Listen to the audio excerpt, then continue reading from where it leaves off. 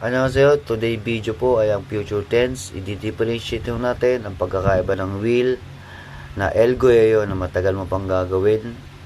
So, will, would like to, malapit mo nang magawa. Ang will do, gagawin mo na, nasa harapan mo na. Ang shall we ay ikaw ay pwedeng magyaya sa kasama mo. Take a look sa ating sample. We have chunun, nail, picharul, mogul, kuyeyo. Chunun is the I. Pag sasabihin mo po yan, wala lang junun. Nail na lang. Nail, picharul, mogul, kuyeyo. Kapag susulat, we have to put the junun. Iba ho ang spoken sa written. So, yan na po. I will eat pizza tomorrow. Saan galing yung nail? Yan yung tomorrow. Pero kung sasabihin mo, mogul, Leo, what would you like? What would you like to eat? Sumagot ka ng picharul, mogul, Leo. I would like to eat pizza. And then, kapag naman nasa harap mo, you have to say, picharul, mogul kayo. I will do it. Talagang kakainin nyo na po.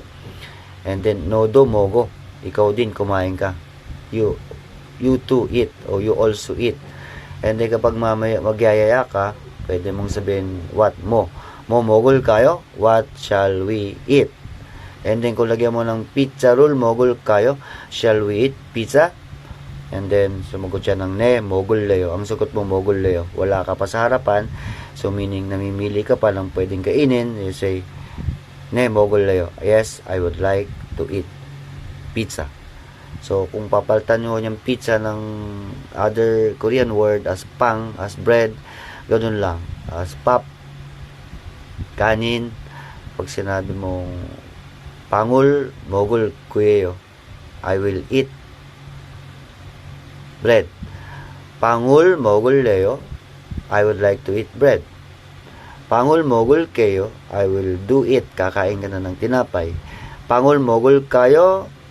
Shall we eat bread? Kamsahamnida.